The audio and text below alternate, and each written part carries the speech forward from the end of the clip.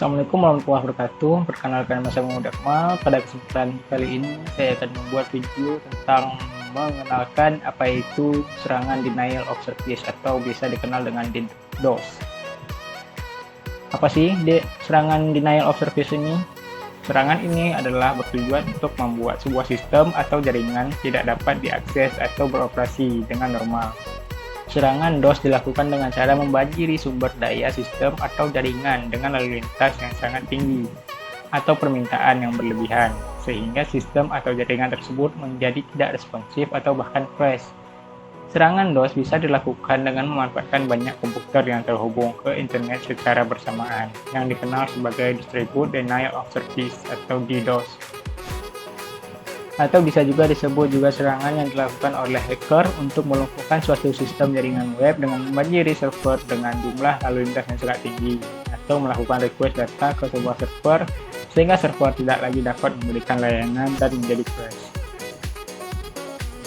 Serangan denial of service ini mempunyai beberapa jenis. Yang pertama adalah pink flood atau yang bisa dikenal dengan pink of death.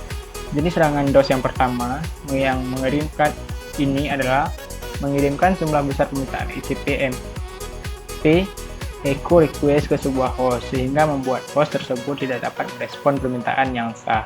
Yang kedua adalah SYN flood, jenis serangan DOS yang menyerang protokol TCP/IP dengan mengirimkan jumlah besar permintaan koneksi TCP ke sebuah host sehingga membuat host tersebut tidak dapat menangani permintaan koneksi yang sah. Yang ketiga adalah HTTP flood, jenis serangan DOS yang menyerang protokol HTTP dengan mengirimkan jumlah besar permintaan HTTP ke sebuah server web sehingga membuat server tidak dapat merespon permintaan yang sah. Yang keempat ada smurf attack, serangan yang memanfaatkan protokol ICP/MP dengan mengirimkan permintaan ICP/MP echo request ke sebuah jaringan yang memiliki broadcast address sehingga seluruh host dalam jaringan tersebut menjadi tidak responsif. Yang kelima, UDP flood, serangan yang membanjiri sebuah host dengan permintaan UDP dalam jumlah yang sangat banyak sehingga host tersebut tidak dapat menangani permintaan yang sah. Yang terakhir adalah DDoS atau Distributed Denial of Service, serangan yang dilakukan dengan menggunakan banyak komputer yang terhubung ke internet secara bersamaan dengan tujuan membanjiri sumber daya sistem atau jaringan yang telah ditargetkan. Nah, apa sih efek serangan yang terjadi jika kita menyerang menggunakan jenis serangan DOS ini? Ini berikut adalah efek yang dari serangan DOS ini. Yang pertama adalah gangguan layanan. Serangan DOS ini bisa membuat sistem atau jaringan tidak dapat melayani permintaan dari pengguna atau pelanggan sehingga mengakibatkan gangguan layanan. Yang kedua, kehilangan data. Jika sistem atau jaringan yang menjadi target serangan DOS mengandung data penting, serangan tersebut bisa mengakibatkan kehilangan data yang tidak dapat dipulihkan kembali. Terus, ada juga efeknya pada finansial, yaitu serangan DOS bisa mengakibatkan kerugian finansial bagi organisasi atau perusahaan, terutama jika layanan terganggu adalah layanan yang memberikan pendapatan atau penghasilan transaksi bisnis. Dan juga bisa mengakibatkan reputasi sebuah perusahaan itu buruk. Dan serangan DOS bisa mengakibatkan reputasi organisasi atau perusahaan yang menjadi target menjadi buruk di mata pengguna atau pelanggan, terutama jika pelanggan mengganggu setelah layanan tersebut. Dan terakhir adalah waktu dan biaya pemulihan. Setelah terjadinya serangan DOS, organisasi atau perusahaan harus menghabiskan waktu dan biaya memulihkan sistem atau jaringan yang terkena serangan, sehingga mengganggu produktivitas dan kegiatan bisnis yang lain. Bagaimana cara kita ingin mendeteksi sistem jika terkena serangan? Berikut adalah caranya. Yang pertama, kita bisa melakukan monitoring traffic. Dengan melakukan monitoring traffic pada jaringan, dapat dideteksi jika terjadi peningkatan lalu lintas yang tidak biasa atau aneh yang berasal dari satu atau beberapa sumber yang sama. Yang kedua, membuat filter. Membuat filter pada jaringan atau sistem yang menjadi target serangan DOS dapat membantu mendeteksi jika ada lalu lintas yang mencurigakan dan memblokirnya sebelum mencapai target. Yang ketiga, menggunakan software khusus. Ada beberapa software khusus yang dapat digunakan untuk mendeteksi serangan DOS, seperti Snort, Suricata, atau Brew. Software ini bekerja dengan cara memonitor trafik jaringan dan mengidentifikasi serangan DOS. Yang keempat, menggunakan sistem deteksi intrusi atau IDS. Sistem deteksi intrusi dapat membantu mendeteksi serangan DOS dengan memonitor lalu lintas jaringan dan mencari tanda-tanda aktivitas yang mencurigakan atau tidak biasa. Yang kelima, memonitor kinerja sistem. Dengan memonitor kinerja sistem atau jaringan, kita dapat mendeteksi jika terjadi penurunan kinerja yang signifikan atau kegagalan sistem yang tidak biasa. Yang terakhir, menggunakan layanan mitigasi DDoS.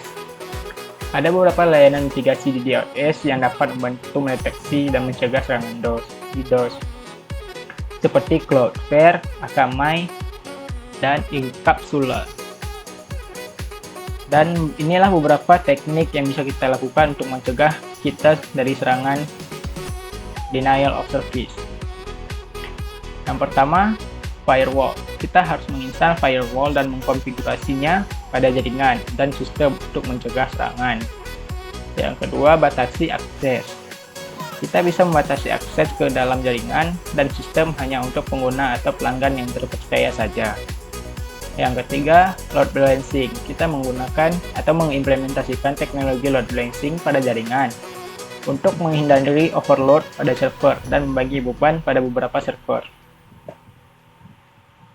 Selanjutnya, kita harus melakukan juga update secara berkala. Pastikan sistem dan perangkat lunak selalu diperbarui dengan patch terbaru untuk menghindari kelemahan keamanan yang dapat dimanfaatkan oleh penyerang. Terus, kita juga bisa melakukan tes penetrasi. Melakukan tes penetrasi pada sistem dan jaringan secara berkala untuk menemukan kelemahan dan menyelesaikannya sebelum dimanfaatkan oleh penyerang. Dan terakhir, DDoS Mitigation Service. Menggunakan layanan dari mitigasi service, DDoS, keamanan kita dapat membantu melindungi sistem dan jaringan dari serangan DDoS. Nah, kesimpulan dari materi kali ini adalah denial of service atau DOS adalah serangan cyber yang bertujuan untuk mengganggu akses pengguna terhadap sistem atau layanan. Serangan DOS dapat berdampak negatif pada organisasi atau individu yang menjadi target serangan, seperti penurunan kinerja sistem, kerugian keuangan, hilangnya data, kerusakan reputasi, pemutusan layanan, dan pelanggaran keamanan lain-lainnya. Untuk melindungi sistem dari serangan DOS, kita juga mempunyai beberapa tindakan yang bisa dilakukan, seperti memasang sistem keamanan yang kuat, menggunakan perangkat firewall, melakukan tes keamanan sistem secara rutin, menggunakan layanan proteksi dari DDoS, membatasi akses ke sistem, memperbarui sistem secara berkala, dan memberikan pendidikan dan pelatihan kepada karyawan mengenai serangan cyber dan cara melindungi sistem dari serangan DDoS. Dalam era digital ini semakin kompleks dan terus berkembang. Serangan DDoS dan serangan cyber lainnya semakin menjadi ancaman nyata bagi organisasi dan individu. Oleh karena itu, sangat penting untuk kita selalu memperbarui dan meningkatkan ilmu dan sistem kita untuk keamanan supaya mengurangi risiko serangan cyber dan minimalkan dampak negatif yang dapat ditimbulkan. Mungkin sekian saja video penjelasan tentang pelajaran keamanan jaringan pada kali ini dengan judul Denial of Service, serangan DOS yang bisa mengakibatkan kita rugi banyak, kehilangan sistem dan kehilangan data pada organisasi atau individu. Mungkin segini saja yang bisa saya jelaskan, lebih dan kurang mohon maaf. Saya akhiri, wassalamualaikum warahmatullahi wabarakatuh.